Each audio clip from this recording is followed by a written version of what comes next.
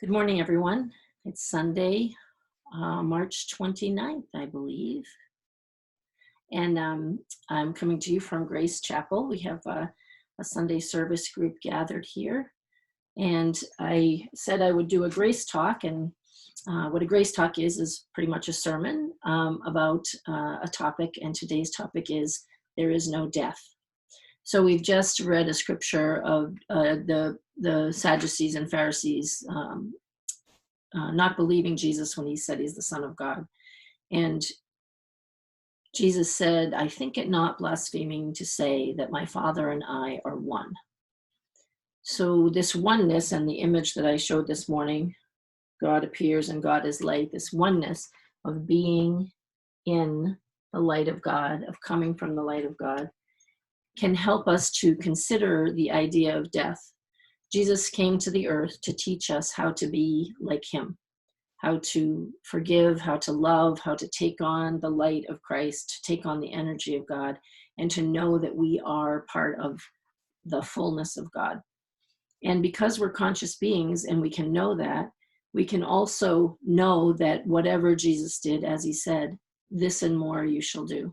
So if we're taking Jesus' example, he did a lot of things that modern science and physics would either poo-poo or want to study to death. But let's just take Jesus at his word, as we will this morning, and say we know the stories of Jesus healing people, of Jesus walking on water, of Jesus creating food out of nothing, multiplying loaves and fishes, turning water into wine.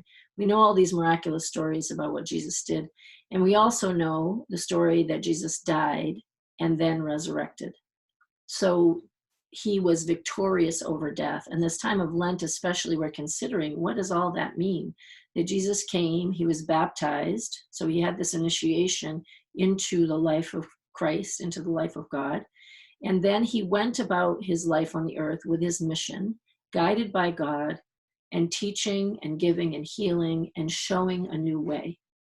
So in troubled times like we're in right now, we can be considering how the example of Jesus can help us to not only do good, forgive, have mercy, compassion, help those who are needy, but also to remember the rest of Jesus' story, which says that we are one with God and that when our bodies die, we do not perish, that our soul continues and that we cannot die, in fact. Now, that might be a presumptuous or maybe even callous thing to say in a time where people are really afraid of dying. But the reality is our culture and much of our world has moved so far away from the communion with the idea of death and the eternal nature of our soul and the return to spirit that we are afraid of losing this vehicle, which we've grown so attached to as being the thing that we are, the person that we are. When in fact this vehicle, lovely as it is, and this life lovely as it is, and the people in our lives lovely as they are, we love them. We will certainly feel sad. We will certainly miss them. We will certainly be suffering if people die, and we already are, because people are dying. People are dying from this illness, which is equalizing all of us in the eyes of the universe, in the eyes of humanity, that no one is safe. And this gives us pause. This gives us a time to reflect on why have we spent so much time thinking about me and mine, so much time thinking about how those people over there are different from me or are a danger to me or threat to me. And instead of saying this is our human family and what we do here is we take care of one another. Those are the lessons that Jesus came to teach, to love one another, to feed the hungry, to care for the sick, to comfort the aged and the dying. And now we're thrust into this situation where we are being called on to do that, to be brothers and sisters to one another. And I think the only way we can do that without being continually in a state of worry and fear is to remember that there is no death. Our physical, biological body can and will eventually die. Some of us in this pandemic, sadly. Some of us who knows, sooner or later than that, maybe from different things. Having worked in hospice for over a decade, I've seen people die from all kinds of things and die in all kinds of situations in terms of their internal process. And what is the hardest thing to sit with is a person that, not only someone who doesn't have faith, but doesn't have an understanding that this body is, when this body dies, it's not the end of them. So even people who consider themselves atheists, they might have all kinds of good, scientific and philosophical reasons for saying that. But when death comes, the psyche does not do well with the idea of extinction, with the extinction of our being.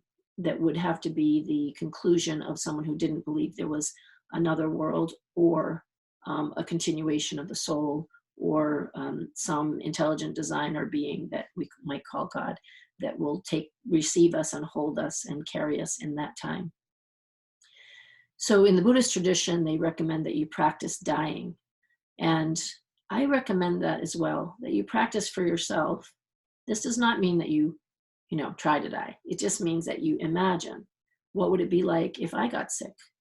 What would be my fears? How do we prepare ourselves so that when the time comes for us, we can move faithfully, peacefully, calmly through the transition that we call death into the next dimension, whatever that is. Some of us have the experience of that, some of us don't. So an unknown is always fearful to the human psyche. But we can know, just like in the meditation this morning, you sit in the garden, you feel the presence coming. Maybe some of you had a conversation with God, with Jesus or Mary, who came to you and told you things that you needed to know to bring peace to your heart. So if we are practicing this while we're alive, if we're moving from a place of a heart and soul inside of ourselves, then we can remember how we're connected to everyone, and that the oneness of not just humanity, not just the earth, not just the cosmos, but the whole of creation is connected and inextricable from one another and from God. The fears that arise in our humanity, in our human side, are valid fears. Nobody wants their loved ones to get sick. Nobody wants their loved ones to die or to suffer, and so we have real feelings of concern, of worry, of fear for that happening. For the world, we have compassionate feelings for people in other countries that we're hearing about, the numbers of people in Italy dying, for example. And then that creeping fear of, here in central rural New Hampshire, it's coming toward us. The numbers are coming. As we see New York, we see bigger cities, having rapid increases in the number of people afflicted with the virus.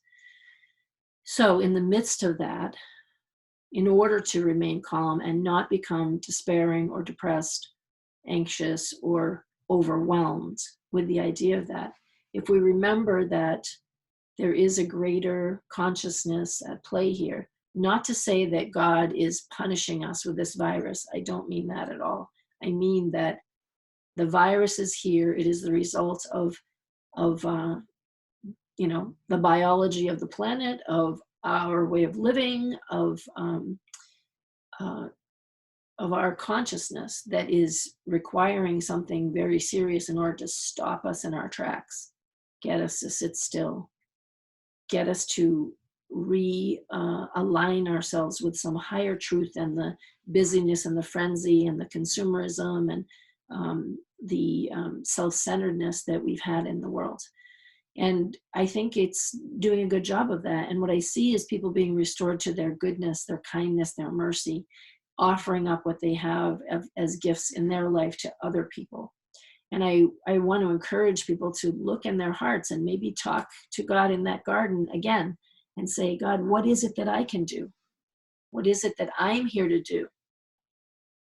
I was reading this morning in the book, we're having a spiritual book club tonight on the book by Mark Nepo called More Together Than Alone. And there's a Hebrew saying that says, you are here to repair the world. So I think that's a really interesting idea to contemplate. So my tradition is mystical Christianity. What that means is that it's a Christianity that is born out of personal relationship with God. So, and with the knowing that you can have access to spiritual truths that can't be proven in the physical world in the way that the world mind, the intelligence, the brain likes to have things proven. So my faith is not blind. Don't be mistaken.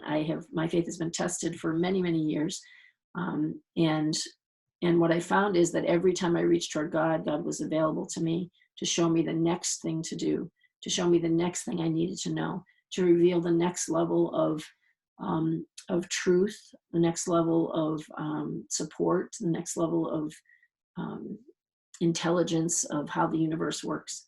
And that's something that every human being has access to. I've just been accessing it on purpose for a long time. So I do know from my own experience that we don't die, that we don't, our being doesn't end when we die, because I've seen people who have passed over for many years of my life.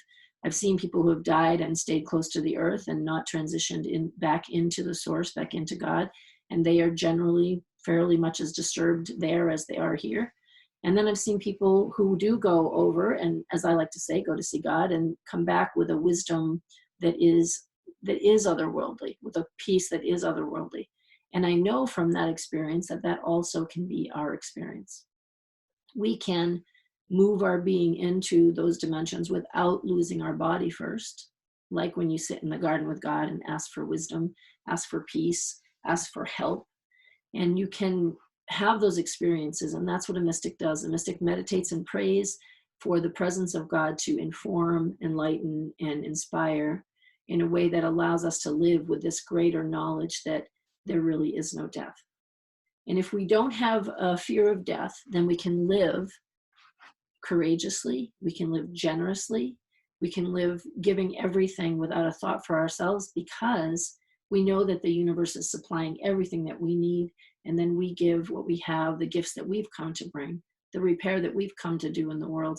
And we give that gracefully, generously, and consistently. So we have the juxtaposition of this human being, body, mind, feelings, and this spiritual being who have come together in this form called human. And in this form, we have to figure out how to navigate the world of form with the intelligence of the spirit. And that's why we can incorporate the wisdom of the spiritual world into the physical world and not be afraid, not be overwhelmed. It doesn't mean that we're not going to feel things. Don't get me wrong. We have to have compassion for our own humanity and for the humanity of others. And as in the reading we did before meditation that Annie offered this morning, we have to remember that God does not expect us as humans in the body to be okay with everything. No, but God hopes that when we're not okay, we will notice, and instead of trying to trudge through it alone and force it, we will give ourselves over to having a conversation with God and saying, this is what is happening in me, and it might be scary, but I want your presence here to help me with it, to unburden me. This is the reason we do communion, because receiving the communion is receiving an element, a vibration that is more spiritual, higher consciousness than our own, and we take it in like a medicine, like a homeopathic, and that vibration then lands in us and changes us so that we can access and experience the other world in that way, where we can get wisdom from it. I'm just checking the time so I know how much time I'm using here. So I encourage you to consider that if you were not afraid of death, what would you do? Now, I don't mean be crazy kamikaze and go out there without your mask and go hugging people. I don't mean that. Like, let's be reasonable. We're in a biological form. Our biology requires that we separate, that we not put ourselves and others at risk of sharing this biological virus that's going around. that we take care of ourselves and one another, that we use our resources wisely, all of those things, that we support one another. But in our being, if we remember there's no death, if we're not afraid of death, that is going to allow us to breathe easier and allow our energy to be positive in the form of a solution, like how do we live as one community of humanity in a way that everybody gets taken care of? How do we make sure that we are supporting one another in a way that relieves the suffering as much as we're able to? And I like to think of us as being in a chain, like I'm reaching toward people who might need something from me and giving it to them. And then when I need something, I reach toward the things that bring me peace, that bring me stability. And we're all in this together, and there's not really a hierarchy. It's just us all trying to get into one big circle of holding hands, blessing one another, caring for one another, and blessing the earth. Our home is in precarious state because of our immature consumption and our immature idea about what life is and what the earth is here to provide for us. We have this abundant, beautiful planet that we've abused terribly, and we need it, and we're part of it. In fact, we can't survive without it, and we can't survive without one another. That's what we need to remember. We can't survive. It's either all of us or none of us. Now, we know some people will die from this illness. We know that. I think everyone is preparing themselves that this is happening and it's coming, and there are people dying already. But if we're remembering that those people who are dying, who have died, their death can be magnified or glorified by our remembering that we're all in this together. So then those people who do die of this particular virus can be something that uplifts us as a race, as the human race, uplifts our spirit, us toward the spiritual, so that we can come together as one. I'm not saying that in every moment of every day that's an easy task to say there is no death. Don't get me wrong. It's a practice that takes a lot of effort, a lot of intention, a lot of retraining our thinking and our emotional reactivity. All emotions come from thought first. Like in the story we read this morning, she's afraid. The woman's afraid that she'll do everything she can and it won't be enough. And that's where this virus is bringing us all to our knees, because there's actually not a whole lot we can do except pray, separate ourselves, and really hope for the best, and support those who are affected as best we can. So I encourage you to ground yourself in the reality that there is no death, so that you can be of help to the people who will be experiencing death or their loved ones. Those things seem like they're opposite, but the paradox is the more we recognize the continuation of life, the more the end of this physical life is not tragic. Sad, yes, we'll grieve the loss of people in our lives, but not tragic in the sense that that person no longer exists, or we will no longer exist.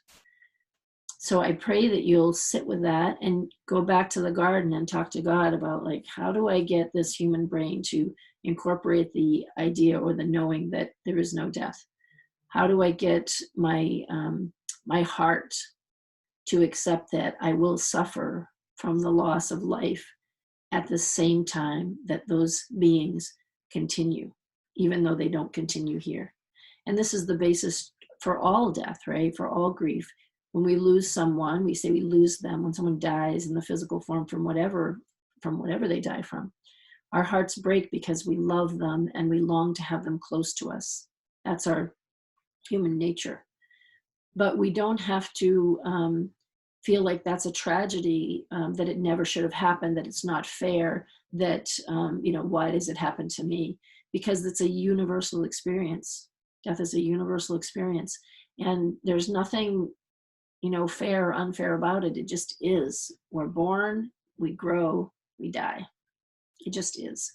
And if we suffer because we wish that we're different, well, that's suffering that is, in the Buddhist tradition, considered unnecessary suffering. And it's not helpful. It's not helpful to you or others. So when we grieve, we have to grieve a loss, and it's painful. And it requires some support and people listening to our grief so we can unload it. But we don't have to be devastated by it. We don't have to give up our living because we're going to die. And many people who have had near-death experiences come back and say now they can live differently because they're not afraid of dying anymore. So let's take the word of Jesus. Let's take the word of those people. Take my word as someone who has seen the other side of life and who visits there quite regularly, that we don't have to be afraid of death. Now, this disease is a disease that has a particular kind of suffering, which will make us suffer because suffer to watch someone suffering. When we don't have our breath, that's a scary, scary thing. But having worked in hospice, what I know to be true is that people, when they start to get to the place where they're dying and not being able to breathe, they're given medication that will make them unconscious of that particular part of their suffering. So at least we can do is help them to cope with that and mitigate that suffering with the blessings of medication and medical technology that we have. So if people are going to die, they will at least die without being terrified by the loss of breath. So those are the consolations that we have right now. And we have the good heart of one another to remember that we're in this together, we'll help each other. I know that everybody who's on this service today are the kind of people that are looking for ways to help. And I recommend and support you in continuing to do that and praying and being safe. And I pray with you and for your families and for all of us that we get through this with some semblance of peace and an increase in kindness and love for one another. So that's what I have to say about that today. I'm gonna finish up the recording and then we'll finish up talking after that. Peace to you.